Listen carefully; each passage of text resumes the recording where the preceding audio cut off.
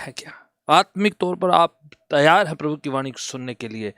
प्रियजनों, आपके साथ आज रेवलेशन की किताब, जिसे मकाशफा या प्रकाशित वाक्य की किताब कहते हैं, उसके 12वां अध्याय चैप्टर 12 में से आपके साथ चंद बातों को बांटना चाहूँगा। और इसलिए मैं चाह रहा हूँ कि आप रूह में, आत्मा में भी तैयार रहें। सिर्फ आपको मेरी आवाज़ ना सुनाई दे और इंटरनेट की स्ट्रीमिंग ही ना सुनाई दे, बल्कि मैं चाह रहा हूँ कि आपको प्रभु के रूह की आवाज़ सुनाई दे। क्योंकि पाक कलाम कहता है कि ये किताब पतमुस के टापू में प्रेरित यूहन्ना ने, जब वो आत्मा में थे, रूह में होकर लिखी है। और रूह में होकर सारे मकाशफा को, सारे प्रकाशन को उसने ग्रहण किया है, सारे रेवलेशन उसने ग्रहण किए हैं। उन मकाशफों को उसने कंपाइल करके 7 कलीसियों को एड्रेस किया, भेजा ये खत के तौर पर, और ये रूह में समझा जाने वाला है। इसमें बहुत सी बातें जो हैं संकेतिक या सिंबॉलिक हैं, एलिगोरिकल है, और उसका मायना कई बाइबल के दूसरे हवालों से मिल जाता है। अगर आप बाइबल की दूसरी किताबों को पढ़ा हो, या फिर आपको बाइबल की कई बातों की तुलना करना आता हो, और परमेश्वर का रूह आपको सिखाएगा और आपको समझाएगा कि कौन सी बात का क्या मायना है। हमें बाइबल को मीनिंग या अर्थ देना नहीं है, उससे अर्थ को प्राप्त करना है कि क्या आत्मा कलीसियों को, शागिर्दों को, ईमानदारों को, विश्वासी गणों को क्या कहता है। वाणी कह रही इसी किताब में, जिसके सुनने के कान हो वह सुन ले कि आत्मा कलीसियों को क्या कह रहा है। आपके और मेरे कान अगर सुनने के लिए रेडी हैं तो परमेश्वर का आत्मा हमसे बातचीत करेगा, हमें सिखाएगा। और आज बहुत ही इम्पोर्टेंट, बहुत ही अहम हिस्सा है ये रेवलेशन की किताब, मकाशवा की किताब, जो बाइबल की आखिरी किताब है प्रकाशित वाक्य, उसका मिडिल का चैप्टर है। और ये जो है समझो केंद्र बिंदु है, ये बहुत ही इम्पोर्टेंट है। और कई बार इसमें इतनी बातें सिंबॉलिक, संकेती कही गई हैं, और हमें कभी कभार उसका मायना समझ में नहीं आता, और हम जो हैं उसे छोड़ देते हैं। या बाइबल की इस किताब को कई लोग पढ़ते ही नहीं हैं क्योंकि वो समझ नहीं आती है, या फिर उसकी बातें जो बहुत ही ज़्यादा जो हैं डीप, या जो है कई बार वो स्केरी भी लगती है। पर आपको बताना चाहता हूँ कि रेवलेशन की किताब, मकाशवा की किताब हमें डराने के लिए नहीं, हमें स्केयर करने के लिए नहीं है, हमें प्रिपेयर करने के लिए, हमें तैयार करने के लिए, कलीसियों को तैयार करने के लिए है कि कलीसिया प्रभु की, यीशु की सेकंड कमिंग के लिए तैयार हो जाए और उस दुल्हा को मिलने के लिए अपने आप को बिल्कुल प्रिपेयर कर ले। तो प्रियजनों, अगर आपके पास बाइबल है, आप अपना ग्रंथ पकड़ लीजिए। आपको देखना है, क्योंकि ये बातें आप वैसे समझ नहीं पाएंगे, क्योंकि इसमें बहुत सी बातें मकाशवा के तौर पर लिखी हुई हैं। रेवलेशन चैप्टर 12, 12 अध्याय, उसकी पहली पंक्ति से हम लोग मिलकर पहले थोड़ा देख लेते हैं, हवाले क्या कहते हैं, फिर उसके मीनिंग को एक बाय एक हम जो हैं लर्न करते हैं, सीखते हैं। मेरे ख्याल से कि ये मुश्किल होगा, नामुमकिन होगा कि एक ही हम लोग प्रोग्राम में ये सारा चैप्टर लर्न कर लें, पर लेट्स ट्राई कि जितना हम बेस्ट हो सकता है, जितना ज़्यादा सीख सकते हैं हम सीखेंगे आज के प्रोग्राम में। 12 अध्याय उसकी पहली पंक्ति में इस प्रकार से लिखा है, बाइबल की आखिरी किताब मकाशवा, रेवलेशन, प्रकाशित वाक्य 12 की पहली पंक्ति में इस प्रकार से लिखा है। आपके पास बाइबल है तो आप रेडी हो जाइए, मैं पढ़ने वाला हूँ आपके लिए। फिर स्वर्ग पर एक बड़ा चिन्ह दिखाई दिया, अर्थात एक स्त्री जो सूर्य ओढ़े हुए थी, और चांद उसके पांव तले था, और उसके सर पर 12 तारों का मुकुट था। दूसरी पंक्ति, और वह गर्भवती थी और चिल्लाती थी, क्योंकि प्रसव की पीड़ा उसे लगी थी, और वह बच्चा जनने की पीड़ा में थी। तीसरी पंक्ति, तीसरी आयत, और एक और चिन्ह, दूसरा चिन्ह की बात हो रही तीसरी पंक्ति में, और एक और चिन्ह स्वर्ग पर दिखाई दिया, और देखो वह बड़ा लाल अजगर था, जिसके 7 सिर और 10 सींग थे, और उसके सरों पर 7 राजमुकुट थे। चौथी पंक्ति, और वह और उसकी पूंछ के ने आकाश के तारों को 1/3 को खींचकर पृथ्वी पर डाल दिया, और वह अजगर उस स्त्री के सामने जो जच्चा थी खड़ा हुआ कि जब वह बच्चा जने तो उसके बच्चे को निगल ले या निगल जाए, और वह बेटा जनी जो लोहे का दंड लिए हुए सब जातियों पर राज्य करने पर था, और उसका बच्चा एकाएक परमेश्वर के पास और उसके सिंहासन के पास उठाकर पहुंचा दिया गया। 6 आयत, और वह स्त्री उस जंगल को भाग गई जहां परमेश्वर की ओर से उसके लिए एक जगह तैयार की गई थी। वह वहां 1260 दिन तक पाली जाए। अब ये मैं 6 आयत तक पढ़ा है, आगे भी जो हैं हम पढ़ सकते हैं, पर थोड़ा सा यहाँ पर सीख लिया जाए। पहले तो बता देना चाहता हूँ, इसमें पास्ट में जो घटना हुई उसका जिक्र है, और जो फ्यूचर में होगा उसका जिक्र पाया जाता है, और जो वर्तमान में कलीसियों को क्या करना है वो भी बताया गया है। तो ये पास्ट, फ्यूचर एंड प्रेजेंट तीनों ये काल की बात कर रही है, ये पूरी चैप्टर की वार्तालाप। और ये जो सिंबल्स हैं, ये जो संकेत हैं, इनको बारी बारी समझ लिया जाए, तब जो है मीनिंग जो प्रेरित यूहन्ना कलीसिया को बता रहे हैं वो समझ में आ जाएगा। तो सबसे पहले तो लिखा है कि एक बड़ा चिन्ह स्वर्ग में दिखाई दिया, एक स्त्री जो सूर्य ओढ़े हुए हैं और चांद उसके पांव के तले है, और उसके सर के चारों ओर जो एक मुकुट उसने पहना हुआ है, और वो 12 तारों का मुकुट है, और वो गर्भवती है, बच्चा जन्म देने वाली है। अब समझ लिए, पहली बात तो समझे कि ये औरत कौन है। यहाँ जो एक स्त्री का जो जिक्र हुआ है, एक वुमन का जो जिक्र हुआ है, वो औरत, वो महिला, वो कौन है, जो पहले समझ लिया जाए। क्योंकि कई लोग फर्क तरीके से समझते हैं और अपना मीनिंग देने की कोशिश करते हैं कि ये औरत कौन है। तो पहले तो समझ लिया जाए कि ये एक फीमेल है, औरत है, उसकी बात करी हुई है, गर्भवती है, बच्चा जन्म देने वाली है, और जो है सूर्य ओढ़े हुई है। शी इज क्लॉथ विद सन। धार्मिकता का ये निशान है। ये औरत जो है ये धार्मिकता को ओढ़े हुए हैं, सूर्य को ओढ़े हुई हैं, चंद्रमा उसके पांव के तले है। दोनों जो लाइट्स हैं, जो सूर्य से लेती है चंद्रमा, ये दोनों जो उसके करीब हैं। तो ये समझ लीजिए कि ये धार्मिकता ओढ़े हुए हैं, चंद्रमा उसके पांव के तले है, 12 तारे उसके मुकुट पर जो हैं सजे हुए हैं, और ये गर्भवती है। कौन हो सकती है ये औरत जो बच्चा जन्म देने वाली है? अब अलग अलग धारणाएं मैं आपको थोड़ा समझा देता हूं कि पहले समझ लीजिए। ओल्ड टेस्टामेंट में, पुराने ऐदनामे में, इस्राएल को परमेश्वर की जो है औरत कह के पुकारा गया है, इस्राएल को संबोधित किया गया है। यहोवा परमेश्वर उसका हस्बैंड के तौर पर और उसको औरत के तौर पर पेश किया गया है, कि उसका जो लगाव, उसका जो मिलन, उसका सब कुछ जो है अपने परमेश्वर के साथ बना रहे, इस तरह का वो एक तस्वीर पेश करी गई है।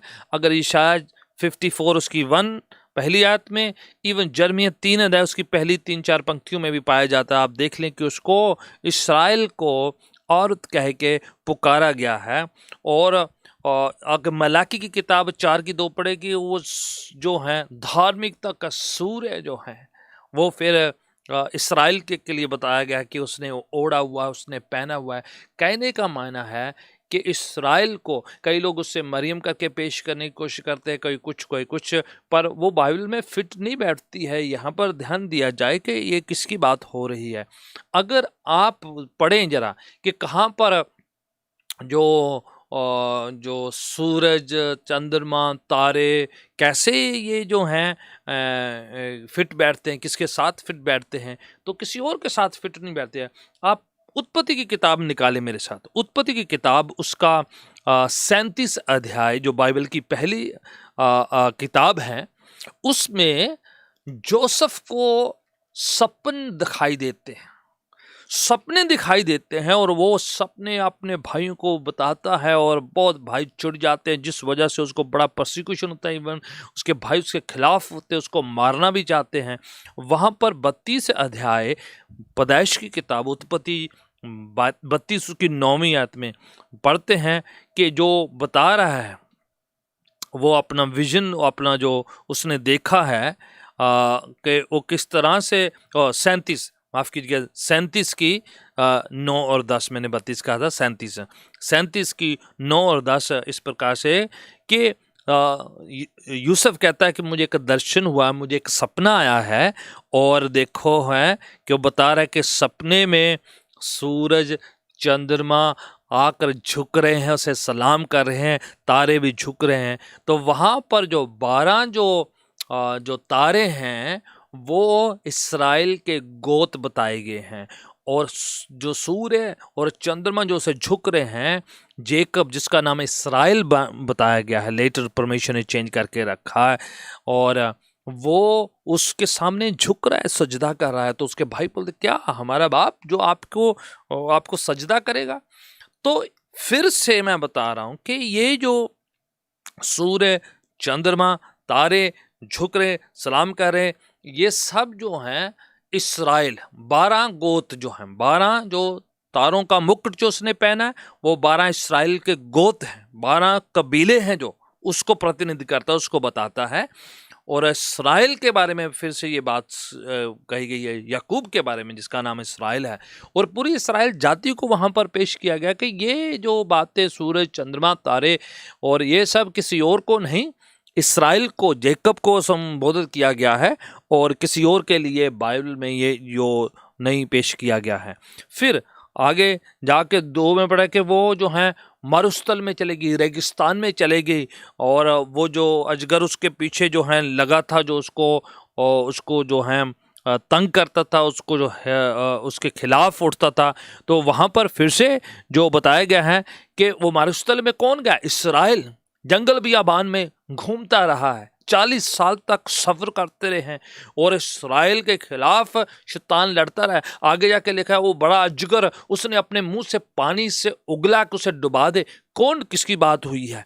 फिर से इस्राएल को लाल समुद्र से डुबोने की बात हुई है। उसी चैप्टर में फिर आगे जाके बताया गया है कि वो लाल समुद्र जो पानी से जो अजगर जो से डुबाना चाह रहा था, पर पृथ्वी ने उसे जगह दे दी। कहाँ पर किसकी बात हो रही है? इस्राएल मारुस्थल में से जब जा रहे थे, सफ़र कर रहे थे, तो मैं सोचता हूँ बड़े क्लियर कट फिट बैठता है कि इस्राएल जब मरुस्थल से सफ़र कर रही थी, लाल समुद्र डुबोना चाह रहा था, परमेश्वर ने उसके बीच में उनके लिए रास्ता निकाला।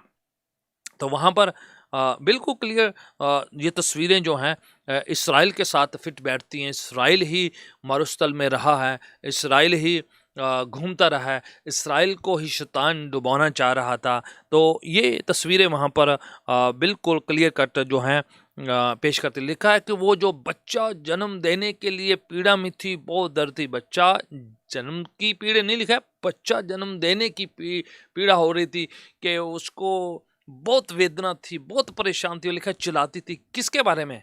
इस्राएल कौम जुल्म और तशद्दुद सह रहे थे।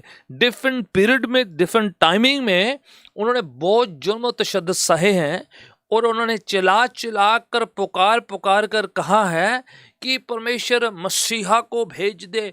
प्रोफेसी करी है, प्रॉफिट्स आए हैं, मसीहा आएगा जो तुम्हें छुटकारा देगा, जो तुम्हें बचा लेगा। तो वो बार बार जो हैं कौन करता रहा? इस्राएल वेट करता रहा एंशियसली, बड़ी एगनी के साथ, बड़ी वेदना के साथ, बड़े जज्बा के साथ वेट करते रहे। आप एक्सोडस की किताब पढ़ें, जिसे निर्गमन या खरूज की किताब कहते हैं, फिर आप तमाम किताबों को पढ़ें कि कैसे इस्राएली लोग वेट करते थे कब मसीहा आएगा, कब आएगा और हमें छुटकारा देगा, क्या आकर हमें बचा लेगा। वो तस्वीर है कि कैसे वो बच्चा जन्म देने की पीड़ा में थी, वेदना में थी, और जो है वो बार बार इस सताव में थी।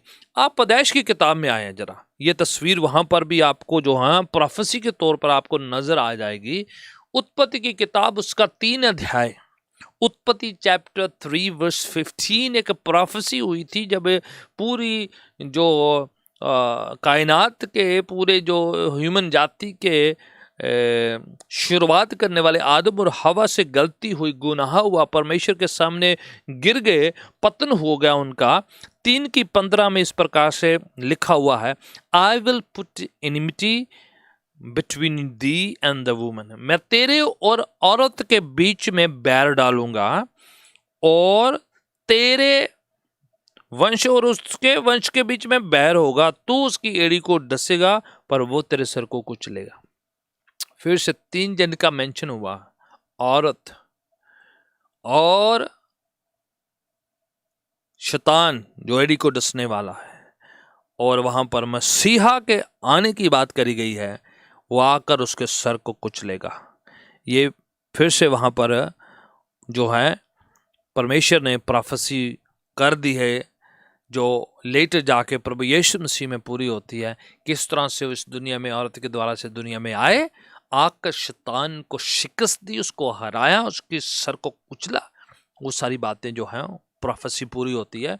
पर ये औरत जो बच्चा जन्म देने वाली इस्राएल जाति के बारे में वहाँ पर बताया गया है, बड़े क्लियर शब्दों में आप समझ सकते हैं कि किस तरह से ये जो लिखा हुआ है 12 चैप्टर में, कि ये जो है बच्चा जन्म देने की वो पीड़ा में थी, और अजगर जो है बार बार जो है लड़ाई करने के लिए बार बार जो है उसके खिलाफ उठ करके कब जो है उसको मार दे। अब ये बात आप जानते हैं, अगर आपने बाइबल पढ़ी है, बाइबल की प्रोफेसी सीखी है, कि शैतान जो है बार बार अटैक करता रहा है कि किस तरह से बचपन में ही मसीहा पैदा होने से पहले, जब पैदा होते मारा जाए। ये लिखा है चैप्टर 12, और हमने देखा कि तीसरी पंक्ति में लिखा, और चिन्ह स्वर्ग पर दिखाई दिया, और बड़ा लाल अजगर जिसके सर पर 7 सर और 10 सींग थे, और राजमुकुट पहने हुए, वो पकड़ने के लिए बिल्कुल उस बच्चे पर हमला करने के लिए बैठा हुआ है, उस औरत को तंग कर रहा है, इसराइल को तंग कर रहा है, जुल्म तशद्दुद में लेके जा रहा है। और किसकी बात हो रही फिर से, कि वो जो है कई बार उसने यही कहा, आप पढ़े जरा ओल्ड टेस्टमेंट में पढ़े, किस तरह से एक्सोडस के टाइम में, निर्गमन में पहले 2-3 चैप्टर्स में पढ़ते हैं किस तरह से जुल्म तशद्दुद इसराइल पर हुआ मिस्र में, और उस सब के मेल बच्चे जो हैं मार दिए गए। शैतान करवा रहा था कि कहीं मसीहा की जन्म ना हो जाए, तो वो वहीं पर जो है खत्म किया जा रहा है। फिर आप पढ़ें जो गॉस्पल में किस तरह से यीशु पैदा होते हैं, तो मेल चाइल्ड जो है मरवा दिए हेरोदेस के द्वारा। फिर से जो बात यहाँ पर लिखी हुई है प्रोफेसी के तौर पे, वो जो है उस मेल चाइल्ड के पीछे पड़ा हुआ है, उसको खत्म करना चाहता है। बार बार उसने हमले किए, आक्रमण किए कि पहले तो बच्चा जन्म ना दे, अगर वो देती तो उसको मरवा दिया जाए। बार बार हमले किए गए। ये बात जो है इसी चैप्टर में हम पढ़ते 12 के 1 से लेकर 6 तक, आगे भी हम उसी की बात करते हैं, पढ़ते हैं किस तरह से वो पढ़ा है। तो वहाँ पर जो बच्चा, जो मेल चाइल्ड है, वो प्रभु यीशु के बारे में बताया है। औरत जो मेंशन करी गई है वो इसराइल को बताया गया है। कुछ लोग मेरी को कहते हैं, पर मेरी फिट नहीं बैठती है पूरी तस्वीर। ऑफ कोर्स मेरी जो है, मरियम जो है, वो इसराइल से आती है, इसराइल का हिस्सा है, इसराइलियों में से है, वो प्रोफेसी का हिस्सा है, उसको खुदावन ने चुना है। बट वो सारी बातें, क्योंकि मैंने पहले कहा कि ये जो बातें हैं पुरातन, फ्यूचर और प्रेजेंट तीनों के साथ जो हैं इसका ताल्लुक है। मरियम तो कभी जो है पानियों में से गुजरी नहीं है, जंगल बियाबान में नहीं गई, ये तो इसराइल गया है, ठीक है। ऑफ कोर्स जब इसराइल की बात हो रही तो मरियम उसके अंदर पाई जाती है कि वो भी इसराइल कौम से आती है, उसको खुदावन ने चुना है।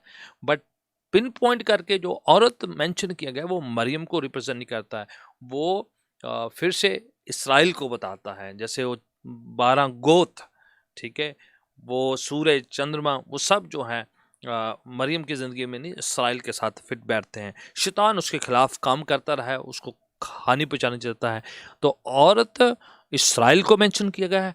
बच्चा जो जन्म देने वाली है वो प्रभु यीशु के बारे में बताया गया है। फिर लिखा है कि वो जो है वो आयरन रोड से प्रभुता करेगा सब जातियों पर।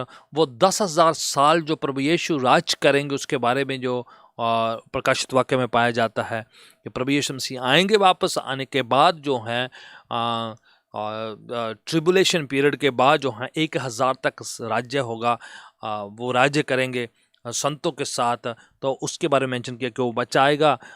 यहाँ पर आपने पढ़ा है 12 की, यहाँ पर राइट हियर आपने मेरे साथ पढ़ा है कि वो लोहे के 5वीं आयत में, और बेटा जनी जो लोहे के दंड के लिए है और जातियों पर राज्य करेगा, कि he is going to reign all over with his saints. तो वो उसके बारे में मेंशन किया गया है। प्रभु यीशु मसीह के साथ पूरा साथ फिट बैठता है। कभी कभार कुछ लोग कहते हैं कि ये जो हैं जो इसराइली लोग बच्चे हैं उनके बारे में बात करी, पर प्रभु यीशु की ज़िंदगी में बहुत फिट बैठता है। फिर आप पढ़ें जरा चैप्टर 12 की 6 में लिखा है, और वह स्त्री उस जंगल को भाग गई, वहाँ परमेश्वर की ओर से उसके लिए जगह तैयार करी गई थी। तो आगे जाके लिखा है, और बच्चा लिए है 5वीं आयत में, धन और जातियों पर राज्य करने पर है, और उसका बच्चा एकाआर परमेश्वर के पास और उसके सिंहासन के पास उठाकर पहुंचा दिया गया। वो क्या लिखा है, बच्चा जो है राज्य करेगा। फिर लिखा वो उठा लिया गया, एकाआर परमेश्वर के सिंहासन पर चलेगा। वो तो फिर से प्रभु यीशु मसीह के इस दुनिया में आना, और यीशु मसीह का जी उठना, और यीशु मसीह का असेंशन, उसका आसमान में स्वर्गारोहण, उठा लिए जाना, परमेश्वर के दाहिने हाथ बैठने के बारे में फिर से बताया कि वो बच्चा आया है, राज्य कर रहा है और करेगा। और लिखा है कि वो उठा लिया गया है और परमेश्वर के सिंहासन पर है। वो तो प्रभु यीशु की तस्वीर फिर से।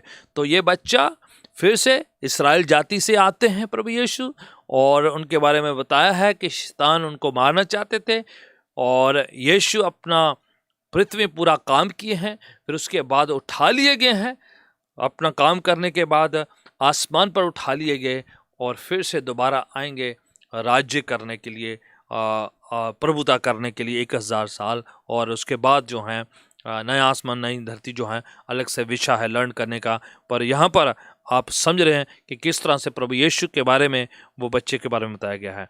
फिर यहाँ पर जो तीसरी बात जो समझने की है, औरत इसराइल को, बच्चा प्रभु यीशु मसीह को प्रतिनिधि करता है। एंड देन 12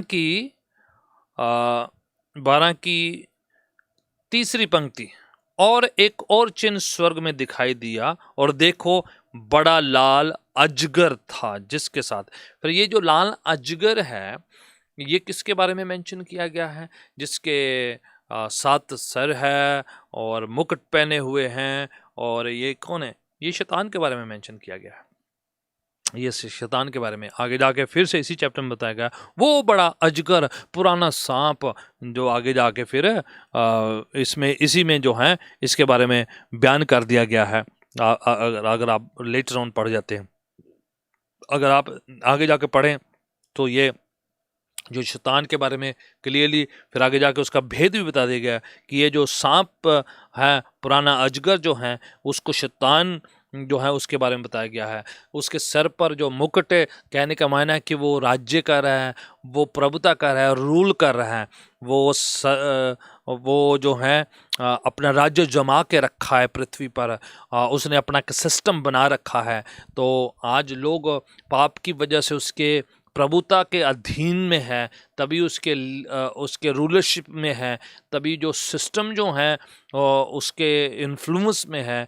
तो वो लोगों के थ्रू से, राज्यों के थ्रू से पॉलिटिशियंस के थ्रू से, अलग राजों के थ्रू से पृथ्वी पर राज्य करता है। इसलिए लिखा है उसके सर पर मुकुट हैं पहने हुए हैं और उसके हॉर्न है।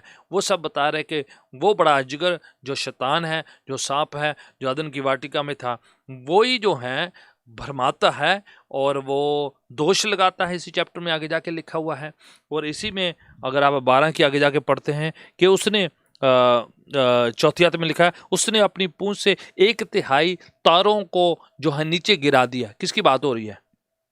फिर 7वीं आयत में, फिर स्वर्ग में एक लड़ाई हुई, मिकाएल और स्वर्गदूत अजगर के साथ लड़ने के लिए निकले। अजगर और उसके दूत लड़े परंतु प्रबल ना हो पाए और उनके लिए फिर जगह नहीं थी। फिर से मिकाएल माइकल फ्रिश के साथ लड़ाई हुई इस अजगर की। किसकी बात हो रही है? जो पुराने वक्त में शुरुआत में जब शैतान ने जो लूसीफर जो लाइट बेरर है उसने बलवा किया और 1/3 ना 1/3 तारों को अपने साथ, कहने का मतलब अपने साथ जो दूत थे उनको मिला लिया और उसने परमेश्वर के साथ बलवा किया, पर वो जमीन पर गिरा दिए गए, वो आसमान से गिरा दिए गए।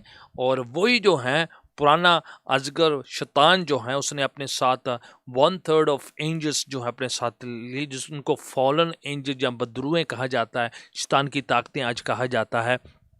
वो जो आज प्रभुता करती हैं ज़मीन पर गिराई गई हैं।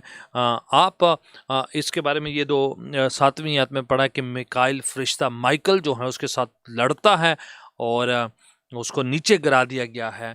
तो वो प्रभु यीशु मसीह भी लूका की 10:18 में कहते हैं, मैंने शैतान को बिजली के मानद ऊपर से गिरते हुए देखा है। कब की बात हो रही है? ये जो है आदम और हवा के पैदा होने की पहले की बात हो रही है। कब ये बात हो रही है? जब शैतान ने बलवा किया, बगावत की, परमेश्वर का विद्रोह किया और अपना, आप ये शायद 14 की 12 आयत से पढ़ें तो लिखा हुआ है कि कैसे वो लोग, बहुत सुंदर था, बहुत उसका जो है बड़ा, खुदा ने उसको रुतबा दिया था, बड़ा रोशनी का वो जो है बेरर है, वो सबसे सुंदर, बड़ा समझदार, बहुत पावरफुल था, वो फरिश्ता था, आर्क एंजल था। और किस तरह उसने अपने अंदर घमंड किया और नीचे गिरा दिया गया। कैसे वो जो है उसके अंदर पाप आया। उसका काम परमेश्वर को ताकना था, परमेश्वर को देखना था, पर उसने अपनी ओर देखना शुरू कर दिया। मैं कितना सुंदर हूँ, मैं कितना समझदार हूँ, मैं कितना ताकतवर हूँ। और वहां से प्राइड उसके अंदर आया, अपनी ओर देखने लग गया, परमेश्वर को देखने की बजाय। उस वजह से उसको ज़मीन पर गिरा दिया गया। हिजकियल 20 हिजकियल की किताब 11 से लेकर आप पढ़ते तो वहाँ पर भी पूरा विवरण खुलासा पाया गया कि कितना सुंदर, कितना वो सामर्थ्य शक्तिशाली, और कैसे उसने घमंड किया और परमेश्वर ने उसे ज़मीन पर पटक दिया, गिरा दिया। और इस वजह से 1/3 ऑफ एंजल उसके साथ जो गिरा दिए गए। तो ये जो अजगर है वही अजगर इसराइल के खिलाफ, परमेश्वर के लोगों के खिलाफ जो है जंग लड़ता है, लड़ाई लड़ता है। इवन आज भी उसका काम वही है। वो जो मेंशन किए गए हैं, ये पूरा चैप्टर बता रहा है कि पुराने वक्त में उसने ऐसा किया है और इस ओल्ड टेस्टमेंट में उसने किया है, न्यू टेस्टमेंट में करता आ रहा है, इवन प्रेजेंट टाइम में वही है। आगे जाके पढ़ेंगे तो इस चैप्टर में बताया गया है कि उसका काम क्या है? दोष लगाना कलीसियों पर, दोष लगाना कलीसिया के लोगों पर, दोष लगाना परमेश्वर के सामने कि ये लोग अच्छे नहीं हैं, ये बुरे हैं, ये बाइबल नहीं पढ़ते, संगति नहीं करते, विश्वास नहीं करते, परमेश्वर पर यकीन नहीं करते, परमेश्वर के अच्छे लोग नहीं हैं। जो ये ऐसे दोष लगाता है, मन में ऐसी हीन भावना लेकर आता है, नाश करता है, चोरी करता है, घात करता है, वो जो पीछे पड़ा रहता है, जैसे इसराइल के खिलाफ लगा रहता था, आज वो कलीसिया के खिलाफ काम करता है। बाइबल कहती है उसने जगत के लोगों की उनकी आंखें बंद कर रखी हुई हैं। आज भी उसका काम वही है कि वो गरजते हुए सिंह के समान किसी को फाड़ खाए ऐसे बैठा रहता है, खिलाफ काम करता है, लड़ाइयाँ लड़ता है, दोष की भावना पैदा करता है, हीन भावना पैदा करता है, डिप्रेशन लेके आता है, बीमारियाँ लेके आता है। जैसे ओल्ड टेस्टमेंट में उसने लोगों को तंग किया और इसराइल को तंग किया, उनको बार बार जो मारना चाहा, नबियों को गिराया, मारा, और न्यू टेस्टमेंट में इस तरह से किया। वही बात इस चैप्टर में बताई कि किस तरह ट्रिबुलेशन के टाइम में ये उस समय के टाइम के लोगों के खिलाफ काम करेगा। जैसे मैंने कहा, ये पास्ट की बात हो रही है, उसके साथ प्रेजेंट की बात होगी और भविष्य की बात भी हो रही है इसी में, कि किस तरह उस समय के जो लोग हैं, रेमिनेंट हैं, जब रैप्चर हो जाएगी, आगे जाके आप पढ़ेंगे तो वो बताया गया कि कैसे जो बचे हुए लोग हैं उनके खिलाफ काम करेगा और कैसे वो अपनी गवाही के द्वारा बचाए जाएंगे। सामर्थी परमेश्वर यीशु के लहू के द्वारा बचाए जाएंगे वो लोग। और ये कैसे उनके खिलाफ काम करता है, उनको हलाक करना चाहता है, मारना चाहता है। पर कलीसिया लोग समझ जाएं इस बात के लिए कि वही पुराना अजगर, वो लाल रेड ड्रैगन आज भी वो मुंह से आग बरसाता है, आज भी वो पानियों के तूफान सैलाब लेकर आता है, आज भी वो आक्रमण हमले करता है ताकि हम ईमान में कम हो जाएं, निष्ठा में कम हो जाएं, संगति में कम हो जाएं और परमेश्वर पर यकीन करना छोड़ दें।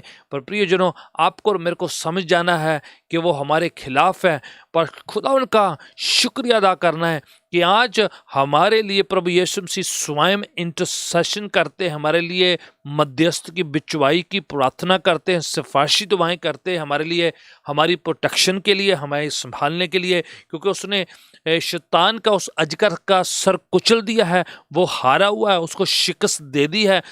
कलवरी क्रूस पर यीशु मसीह ने सलीब पर अपनी जान कुर्बान करने के द्वारा से उस अजगर का सर जो है पीस दिया है, उसको स्मैश कर दिया है, उसको हरा दिया है, उसके सारे ताकतों को डिसमेंटल कर दिया है। आज आप और मैं प्रभु यीशु के नाम से इसकी सारी ताकतों पर जो है फतह पा सकते हैं, ताकत पा सकते हैं। आज हम दुष्ट आत्माओं को निकाल सकते हैं, आज हम बीमारियों को हम डांट सकते हैं, आज हम यीशु पर यकीन करके अपने ईमान को ऐलान कर सकते हैं, घोषित कर सकते हैं। वो खिलाफ काम करता है, नाश करता है, घात करता है, हलाक करता है, पर प्रभु यीशु इसलिए हमारी तरफ है और पाक फरिश्ते हमारी हिफाजत के लिए, हमारी रक्षा के लिए लगा रखे हैं। उस समय इसराइल को बचाने के लिए खुदावन अपना लश्कर का जो खुदा है, अपना हजूम, अपने लश्कर, अपना सेना जो फरिश्ते भेज देता था, मिकाइल फरिश्ता उनके लिए लड़ता रहा। आप कितनी बार बाइबल में पढ़े कि कौन कैसे मिकाइल फरिश्ता, डैनियल की किताब में पढ़े और कई जगहों पर पढ़ते हैं किस तरह मिकाइल फरिश्ता जो हैं इसराइल को प्रोटेक्ट करता रहा है, इसराइली लोगों को प्रोटेक्ट करता रहा है। परमेश्वर ने हमारी हिफाजत के लिए, हमारी रक्षा के लिए, हमारे बचाने के लिए, हमारे रहने के लिए खुदावन ने फरिश्तों को लगा रखा है। माइकल फरिश्ता हमारे लिए लड़ता है, खुदावन ने हमारे लिए फरिश्ते तैनात करके रखे जो हमारी सेवा टहल के लिए है। शैतान अजगर हमारे खिलाफ काम करेगा, पर खुदावन का शुक्र है कि यीशु ऑलरेडी वो बच्चा नहीं है, अभी वो अभी पैदा हो चुका है, जिंदगी दे चुका है, आसमान जा चुका है, हमारे लिए मध्यस्थ की दुआएं कर रहा है और हमें दोबारा वापस लेने के लिए आने वाला है। हमें कलीसिया को रेडी हो जाना है कि कोई भी ताकत हमें परमेश्वर के साथ संगति करने से रोके ना, चाहे कितना भी ट्रिबुलेशन या परेशानी या चिंता फिक्र क्यों ना आ जाए, परमेश्वर हमारे साथ है, परमेश्वर आपके साथ है। प्रियजनों, लेट्स गेट रेडी, अपने आप को प्रिपेयर करें कि हर शैतानी ताकत पर हम फतह पाएं, विजडम के साथ, प्रभु के ज्ञान के साथ, प्रभु के वचन के साथ, प्रभु की ताकत के साथ। पाक फरिश्ते हमारी हिफाजत के लिए चारों तरफ घेरा करके हमारी तरफ जो फेंस लगा के रखे हुए परमेश्वर ने संभाले हुए हैं। अगर आपको कोई कभी भी ये वचन समझ में नहीं आता है तो आपने पूछना है, खुदावन से मांगना है कि कैसे परमेश्वर जो है हमें प्रिपेयर कर रहा है कि in the past he has done it.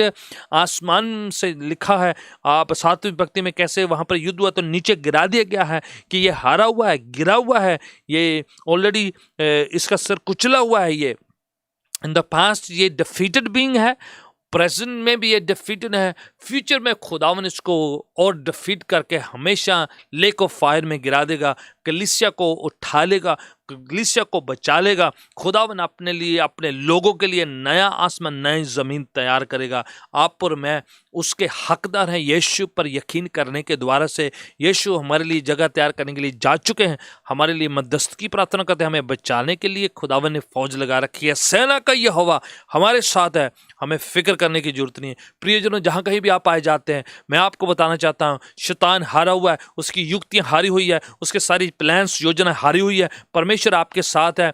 आपको को प्रोटेक्ट करता है, संभालता है, रक्षा करता है, हिफाजत करता है। इस्राएल का रक्षक ना कभी सोता ना कभी ऊँघता है। हम ईमान करने के द्वारा से यीशु में, इस्राएल में ग्राफ्ट कर दिए गए हैं, लगा दिए गए हैं। जितनी बरकतें अब्राहम को दी है विश्वास के द्वारा से, उस सारी बरकतों के हकदार आज कलीसिया पाई जाती है यीशु मसीह पर यकीन करने के द्वारा से। प्रियजनों, आप जहाँ कहीं भी पाए जाते हैं, अपना ईमान पुख्ता करें, मजबूत करें, सॉलिड करें। आप अपने आप को खुदावन के चरणों में सुपुर्द कर दें। खुदावन आपके साथ है, कोई भी आपको बहकाए ना, कोई भी शैतान की ताकत आपको गिराए ना। ये रेड ड्रैगन, ये शैतान की युक्तियां आपके खिलाफ काम करेंगी, पर वो गालिब नहीं आ पाएंगी, वो फतहमंद नहीं हो पाएंगी। आप पर जो हैं वो जीत नहीं प्राप्त कर सकती। आप यीशु के द्वारा फतहमंद होंगे। मेरी प्रार्थना है कि you become victorious conqueror, Triumph over every power of darkness, every temptation, trials in the name of Jesus Christ. मैं आपके लिए प्रार्थना करना चाहता हूँ, जहाँ कहीं भी आप आए जाते हैं, मैं आपको प्रभु यीशु के वचन के द्वारा से उत्साहित करता हूँ, उभारता हूँ, आपकी हौसला अफजाई करता हूँ कि खुदावन पर यकीन बनाए रखें। अंत के दिनों में आप कहीं बहके ना, गुमराह ना हो, डिस्ट्रैक्ट ना हो, कोई आपको गिराए ना।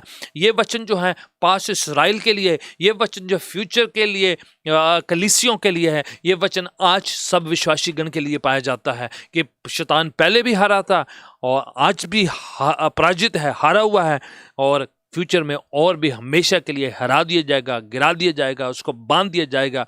खुदावन उनको हमेशा आग की झील में फेंक देगा। कलीसिया फतहमंद होगी, यीशु के लोग फतहमंद होंगे, विजयी होंगे। आज आपने गीत भी सुना था कि नीले आसमान के पार जाएंगे। मेरा यीशु जहाँ पर रहता है वहाँ पर से आकर अपने लोगों को लेके जाएगा। मेरी प्रार्थना कि right now you receive the anointing, you receive the power, you receive the favour of God. Yeshu के नाम से मैं प्रार्थना करता हूँ, खुदावन तेरा हाथ तेरे लोगों पर आज छुए। अगर कोई कमजोरी में है, बीमारी में है, निराशा में है, मायूसी में है, शैतान के अटैक के अधीन में है, जादू टूने के अटैक के अधीन में है, मैं प्रार्थना करता हूँ यीशु तेरा दास होने के नाते right now in the name of Jesus Christ the power flow right now in the name of Jesus. Yeshu अपने लोगों को छू, ब्लेस कर, चंगा कर, हील कर, स्ट्रेंथन कर। पवित्र आत्मा टेक ओवर, आप ले लीजिए, जिंदगियों में काम करे, शरीरों में काम करे। बीमारियां, कमजोरियां, निराशा, मायूसियां, शैतान की ताकत, जादू टूने जाता रहे। uproot in the name of Jesus Christ. Come out in the name of Jesus Christ. Come out in the name of Jesus Christ.